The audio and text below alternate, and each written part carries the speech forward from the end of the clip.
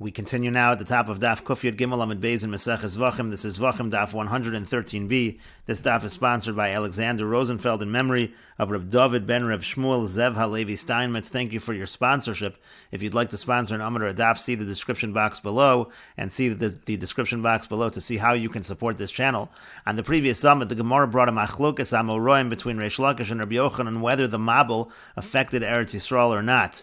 Rabbi Yochanan said that the Mabul did not affect Eretz Yisrael. Reish Lakish said that it did affect Eretz Yisrael, and the Gemara in the previous summit brought a brisa which seemed to indicate that there was no concern of Tumah in Eretz Yisrael, and it seemed to be saying explicitly that we have no concern of the Meha Mabul, and therefore Rabbi Yochanan said it's a proof that the Mabul in fact did not affect Eretz Yisrael. And Reish Lakish answered on the previous summit that the brisa simply meant that we have no concern for Tumah. In other words, the Mabul might have affected Eretz Yisrael. Maybe there were dead bodies in Eretz Yisrael, but they were cleared away. That's all that the brisa meant.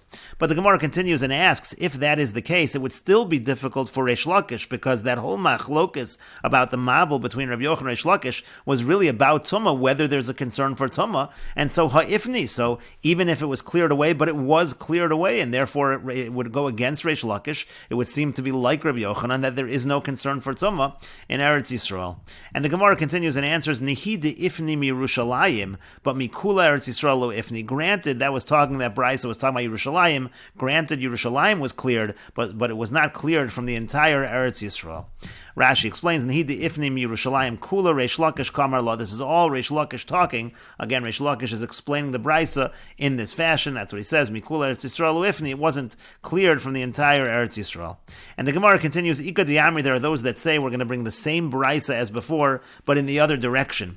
Eisvei, we ask, Eisvei Reish Lakish Rabbi Yochanan. Reish Lakish asks Rabbi Yochanan a question from the brisa. Again, this is the same brisa that was just brought in the previous Amud. The brisa said, Ayeh Mesei Mabul, Ayeh Mesei Nebuchadnezzar. Where are the dead from the Mabul? Where are the dead of Nebuchadnezzar? Now, my love, is it not? Doesn't this brisa mean that midahani hava hani nami hava? That by Mesei Nebuchadnezzar, we don't mean that there were no Mesei Nebuchadnezzar. We mean there's no Tumah concern. They were cleared away, so that actually would indicate there was a Mabul, but it's just not a concern of Tumah. But the Gemara says, Midiyirya, do you have to say it's the same? Hakidisei, this one is like it is, and this one is like it is, meaning it could be Mesei Nebuchadnezzar, means that they were cleared away, those bones were cleared away. When we say Ayeh Mesei Mabul, maybe it means there was no Mabul whatsoever. And the Gemara continues, Eisvei, we have the following question. The pasuk says, Mikol asher becharova mesu, everything on dry land died. And so the Gemara says, B'shalama lididi, it makes sense according to me, this is Reish Lakish talking to Rabbi Yochanan, it works according to me that there was a Mabul, Da'amina yorad Mabul Eretz Yisrael, I say there was a Mabul in Eretz Yisrael, Mishum hachi mesu, so that's why they died, everything that was becharova mesu, even within Eretz Yisrael. Ela lididach, but according to you, Amai mesu, why did they die? And the Gemara says, Mishum havla, the reason they died was because of the heat. Kid Rav Chisda was the bad air, the Mabul caused a bad air even where the waters were not. Kid Rav Chisda, and it's like Rav Chisda said, the Yamar Rav Chisda, because Rav Chisda said, Beroschin kilkalu veroschin idonu, that it was boiling with boiling hot water, that's what they ruined themselves with, that's how they sinned, and so they were punished with boiling hot water. And the reference to the sin is the sin of Arayas, which is considered to be with boiling heat, so to speak. And the Gemara continues, Rav Chisda continues, Dechsiv hacha, because it's written over here, Vayashoku hamayim, when it talks about the waters, it uses the word Vayashoku, Uchsiv hasam, and it's written over there, and this is from Megillas Esther, Vachamas hamelech shachacha, so it's talking about the anger, the heat, so to speak. And so therefore we understand, again, it's a reference to the water which was boiling hot, and therefore again we understand that there is no Mabul in Eretz Yisrael. They died through the Hevel. And the Gemara continues, Ika diamri, there are those that say they have the same question but the other direction. Eisvei Rabbi Yochanan the Reish Lakish. The Rabbi Yochanan asked Reish Lakish, again the pasuk says, Mikol asher b'chorav mesu, everything on dry land died. B'shalama l'didi, so Rabbi Yochanan says to Reish Lakish, it makes sense according to me, da'amina lo yored Mabul Eretz Yisrael, I say that the Mabul did not descend upon Eretz Yisrael. Mishamachi have a charava, so therefore it makes sense that it was dry land. They were really killed by the Hevel. They were really killed by the bad air. Ela l'didach, but according to you, my charava, what does it mean? Mikol asher b'charava mesu, it wasn't dry land. The water was there as well. And the Gemara says it means charava shahaisa meikar. It means to say that it was dry before the mabul arrived. That's the simple meaning of the pasuk. Again, it says mikol asher becharava mesu. It was dry land before, but then it died because of the mabul. That's how Reish Lakish will understand the pasuk. And the Gemara continues, "V'amai kori lecharava." Why is it called charava? That's keder Rav Chisda. That's like Rav Chisda said. The Yamar Rav Chisda, because Rav Chisda said, "Bedor hamabel lo nigzura gezera al dogam shabayam." By the mabel, the decree was not upon the fish in the sea, meaning it was only that which was on dry land that died, but the fish, they were able to survive. Shenemar, as it says, "Mikol asher becharava mesu." Everything that was on dry land died, v'lo dogam shabayam, and not the fish that were in the seas. And the Gemara continues, "B'shlam lo yorad mabul Eretz Yisrael." It works according to the one who says there was no mabul in Eretz Yisrael. Again, that's Rabbi Yochanan. Hainu dekam rima hasam. That's how the rima that refers to a creature, the re'aim, it was able to stay over there in Eretz Yisrael. It was able to survive. The point of the Gemara over here is that the rima, that this re'aim was too large to be in the teva, and therefore it must have survived somehow. So it makes sense that it was in Eretz Yisrael where there was no mabul. Ela laman do amar yard, but according to the one who says that the waters of the mabul did go down to Eretz Yisrael. So rima hecha kam. So this creature, the rima, how was it that it survived? Where was it able to survive? And the Gemara continues and answers, Amar Rabbi Yanai says, Gurios hechnisu beteva. They brought them into the teva as gurios, as young cubs, and so therefore they were younger, they were smaller. That's how they survived, according to that Manda Amar. But the Gemara continues, V'amar Rava bar bar Chana, but Rava bar bar Chana said, L'didi chazili or zila derima bas yoma. I saw a day-old offspring of the rima, v'havik har tavar, and was as large as har tavor. V'har tavar kama havin, how large was Mount Tavor? Arboin Parsi was 40 parsa, and Moshcha de Tzavore, I saw the length of its neck was Tlasa Parsi, was 3 parsa. Merabata de Reisha Parso Palga, where its head rested was a parsa and a half, and Rama Kaba, when it cast its feces, Vesachar Yardana, it was able to stop up the Yarden, so even that is very large, it couldn't possibly have gone into the Teva. And so the Gemara continues and answers, Amar Rabbi Yochanan, Rosho Hechnisu L'Teva. This creature had put its head into the Teva, that's how it was able to survive. But the Gemara still asks, V'hamar Marmar Bata Deresha, Parsu Palga, but it says where the head rested was a parsa and a half, so that still, it would have been too large for the Teva. And so the Gemara continues and answers, Ela Rosh Chotmo Hechnisu L'Teva. Rather, we will say that the tip of its nose was entered into the Teva, and that's how it survived. But the Gemara continues, V'amar Rabbi Yochanan, but didn't Rabbi Yochanan say, Lo Yard Mabul Eretz Yisrael? In other words, we're quoting Rabbi Yochanan over here, who says, Rosho Hechnisu L'Teva. But why is Rabbi Yochanan saying that? Rabbi Yochanan was the one who said the Mabul did not go down to Eretz Yisrael, so Rabbi Yochanan could have simply said that the creature was in Eretz Yisrael. And the Gemara says to that, L'divrei Reish Lakish Kamar, when he made that statement, it was just to answer up, according to Reish Lakish. But the Gemara continues, V'kasagya Teva, but wasn't the Teva moving, so how would it help to put the tip of its nose into the Teva? And the Gemara says, Amar Reish Lakish says, Karnav Kashru B'Teva, they tied its horns to the Teva, and that way it was able to stay in place, and it was able to survive. But the Gemara continues and asks, V'amar Rav Chisda, but Rav Chisda said, Anshe Dor HaMabul, the men of the Dor HaMabul, Beroschen Kilkalu, again, they sinned with heat. That's talking about Arayas, as we said, Uveroschen Idonu, when they were judged with boiling hot water, and so therefore it still shouldn't have survived, even if the tip of its nose was in the Teva, but its body was in the boiling hot water. But the Gemara continues, V'lataymech, but according to your reasoning, Teva Hechisage, how could the Teva survive in boiling hot water? It would have essentially melted away any pitch that was protecting it. And Viod, and furthermore, Og Melech HaBashan, Heichakai, how could Og Melech HaBashan, how could he have survived? And we know he survived as well.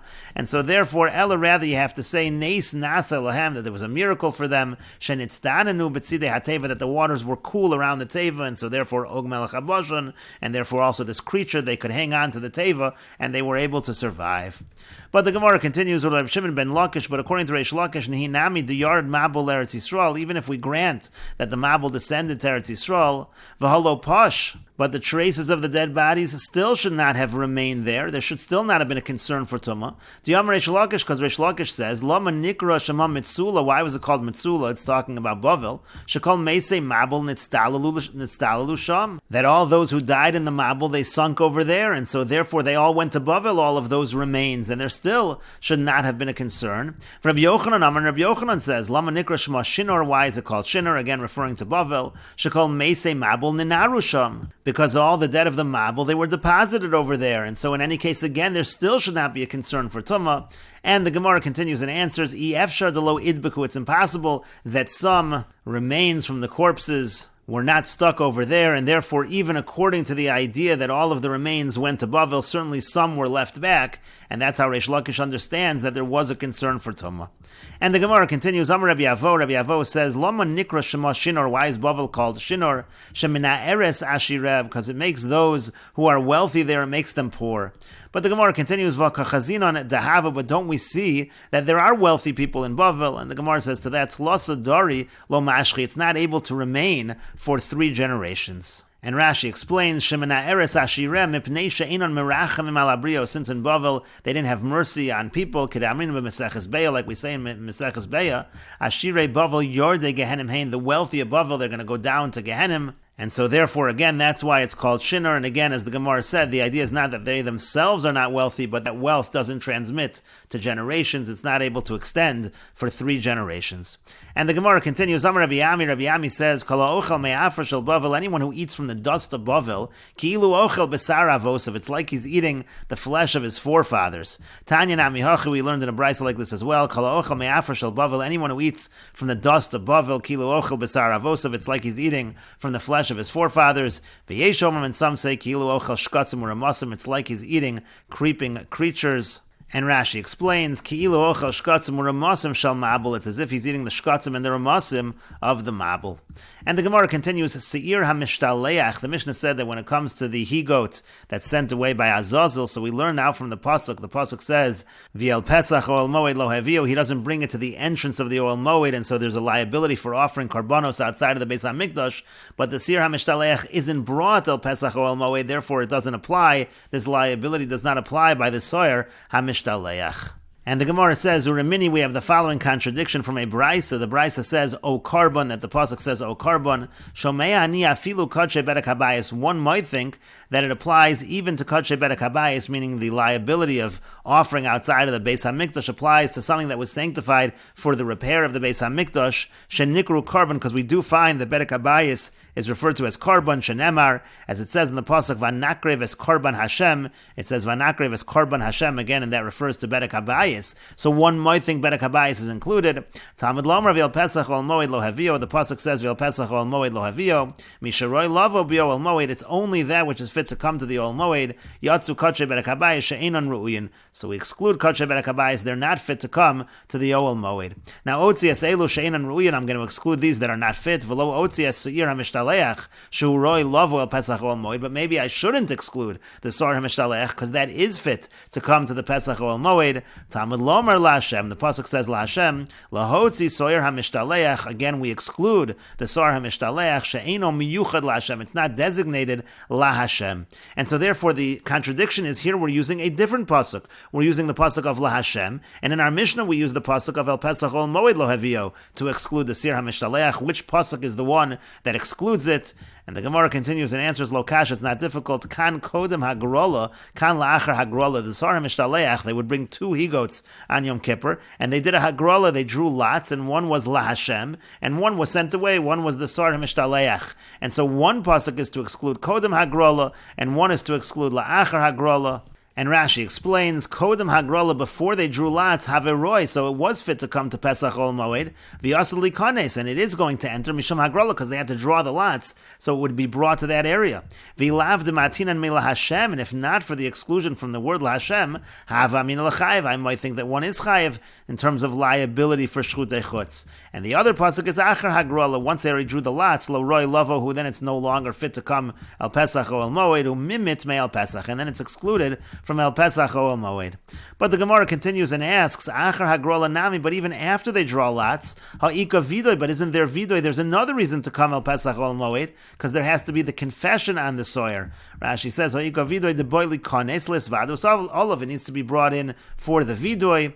And so the Gemara says, Elamar if money, rather if money says Lokash is not difficult, Kan Kodem Vidoy, Kan La'achar Vidoy. Here we're talking before Vidoy, here after Vidoy again. Before the Vidoy, it's still going to be brought El Pesach or El Moed, but after the Vidoy, that's where we use LaHashem. And the Gemara continues at the 2 dots. The Mishnah said, Haroveya v'hanirba. It says that the Roveya and the Nirba, that's the animals involved in bestiality, or the object of bestiality, those are excluded from the liability of Shchutei Chutz from the pasuk of Lifnei Mishkan Hashem, and the Gemara asks V'hanami, but in these cases also typically mi Pesach Ol Moed. Why not learn it from the same pasuk that it has to be Roy Lovo El Pesach Ol Moed? Why are we learning it from this other pasuk? Rashi explains, typically mi El Pesach Ol Moed Halav Ru'uyin Hein Lovo Azara. These animals are not fit to come to the Azara, and we will continue with this discussion in the next video on Daf Kuf Yud Dalid Amid Aleph.